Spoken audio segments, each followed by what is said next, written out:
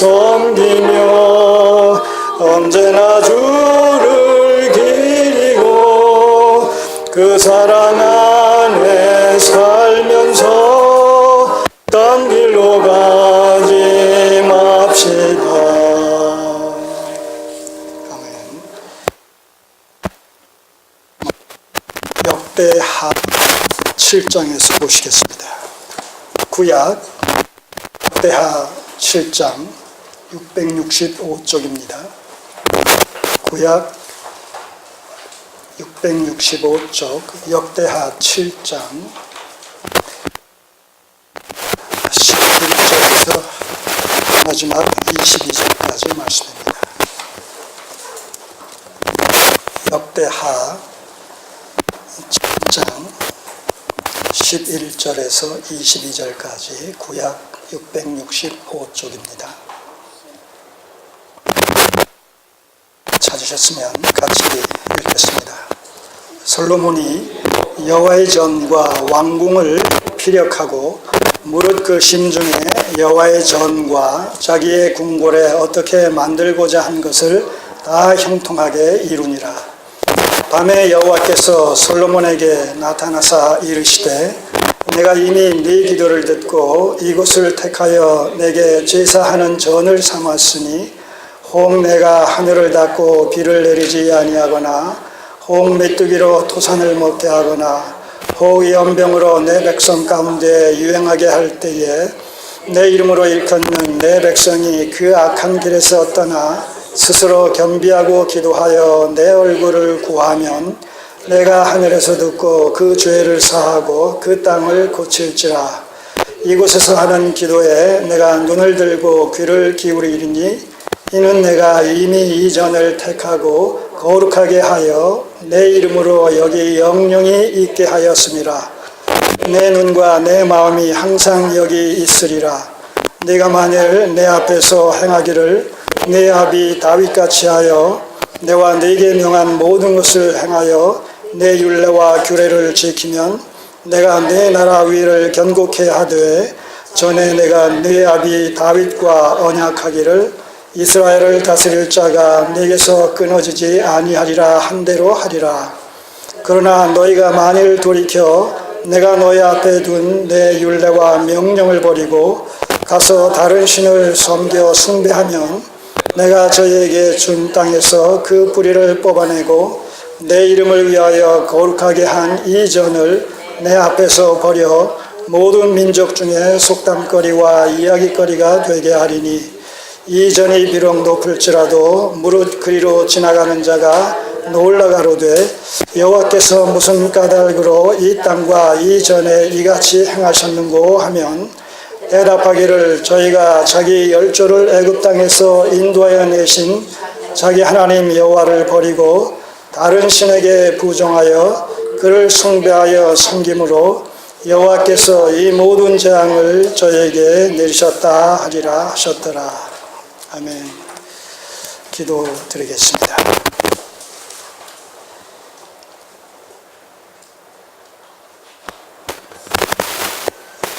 아버지 하나님의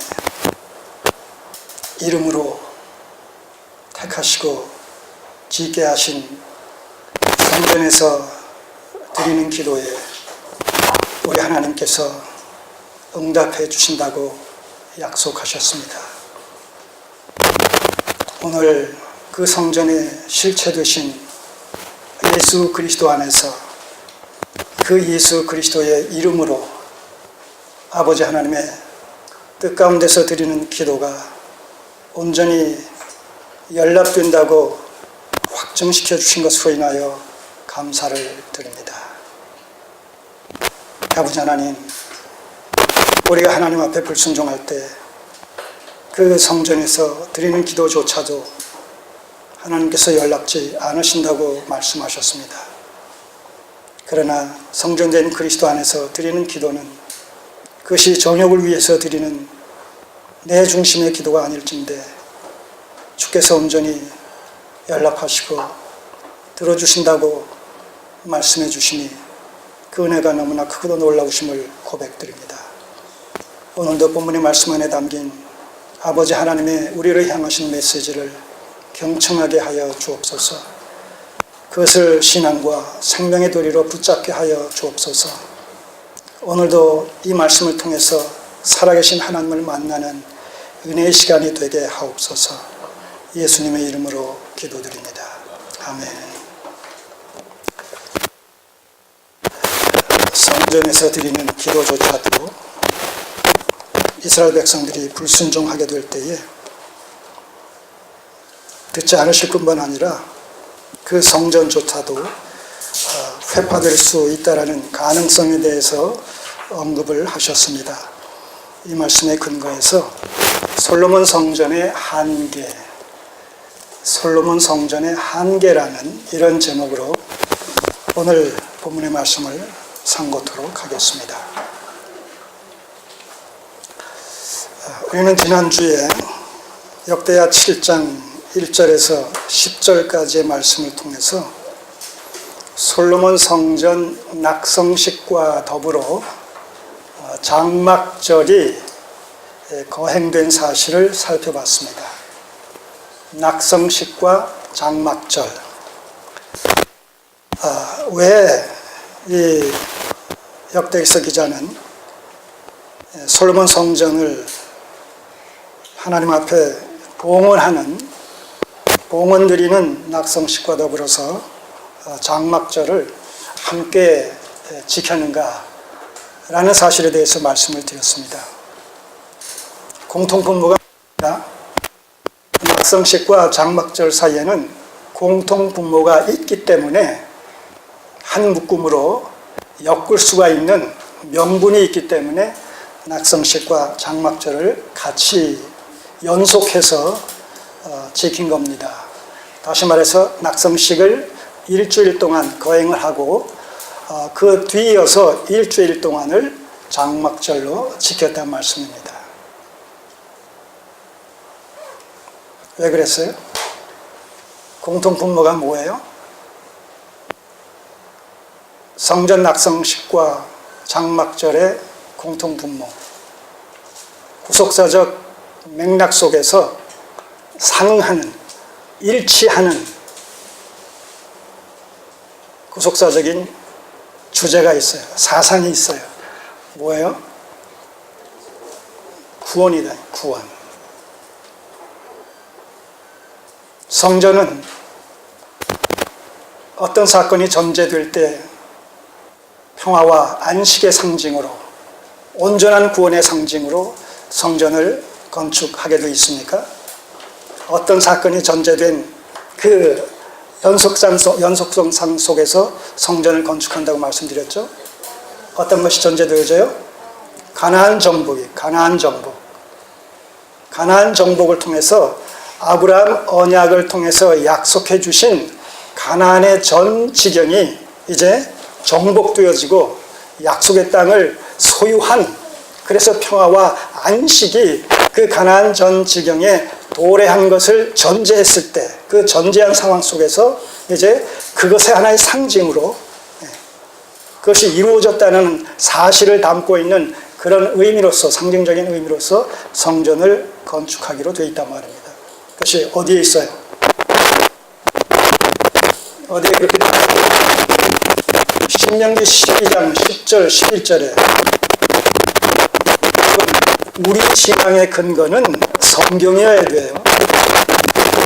그리스도인들의 말의 신빙성은 성경에서부터 비롯되어져야 된단 말입니다. 내 생각을 가지고 내가 꿈에 화상을 봤다, 내가 꿈에 귀로 뭘 들었다, 눈으로 뭘 봤다, 그것에 근거해서 기독교 신앙이 성립되는 것이 아니에요.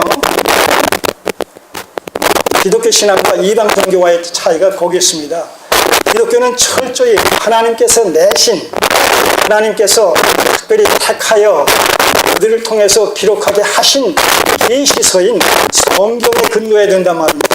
성경에 근거하지 않은 기독교 신앙은 존재할 수가 없고 성립될 수가 없어요. 그래서 기독교 신앙의 모든 것은 오직 성경으로 증명되어져야 돼요. 다른 말로 성경이 없으면 기독교 신앙은 존재할 수가 없는 거예요. 그런 의미에서 기독교 신앙은 성경 말씀 위에 세워진 겁니다.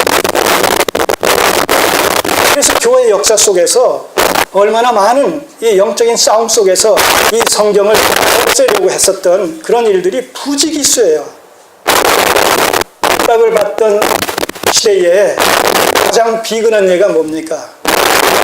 아니, 지금도 핍박받는 가정 속에서 가장 구체적으로 그 핍박이 주어질 때에 일어나는 행위가 뭐냐면 성경 집어 던지고 성경 불에 태우고 성경 찢어버리고 그러지 않습니까?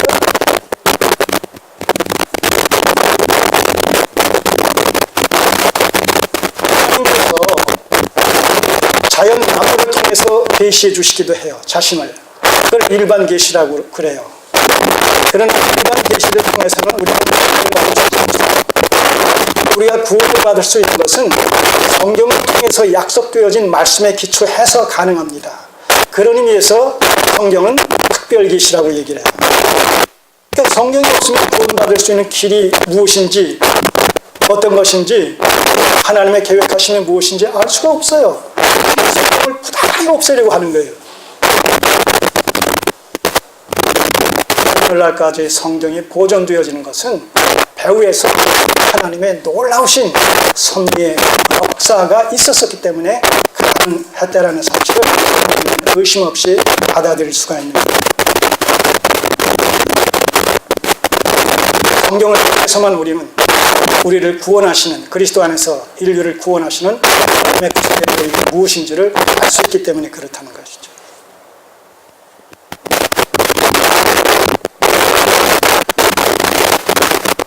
성경을 구속했다라는 사실은 하나님의 약속의 말씀, 아브라함 언약의 근거에서 약속되어진 가나안 전 지경이 다윗에 의해서 다 탈환이 되어지고 정복이 되어지고, 그래서 평화와 안식이 도래했다라는 하나의 증거로서 이제 하나님께서는 솔로몬을 통해서 성전을 건축하신단 말이에요.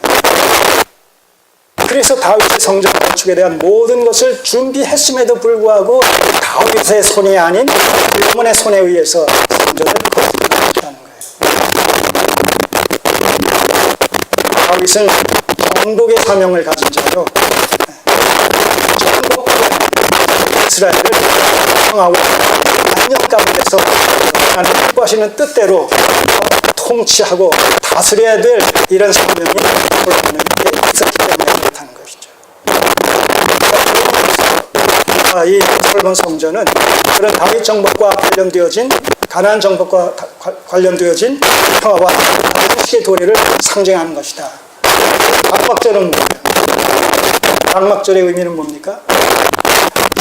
이스라엘 백성들이, 한 이스라엘 백성들이 광야의 생활로부터 하나님의 은혜로 가나안 땅에 들어와서 정착을 하게 된 것에 대한 기념을 하기 위해서 지키는 절기가 장막절이에요.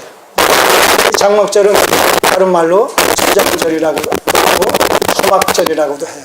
장막절과 초막절이나 수장절이 되면 일부 텐트를 치고 거기에 기거하면서 광야 생활을 했었던 그것을 영상하면서 이거 하고 이랬었는데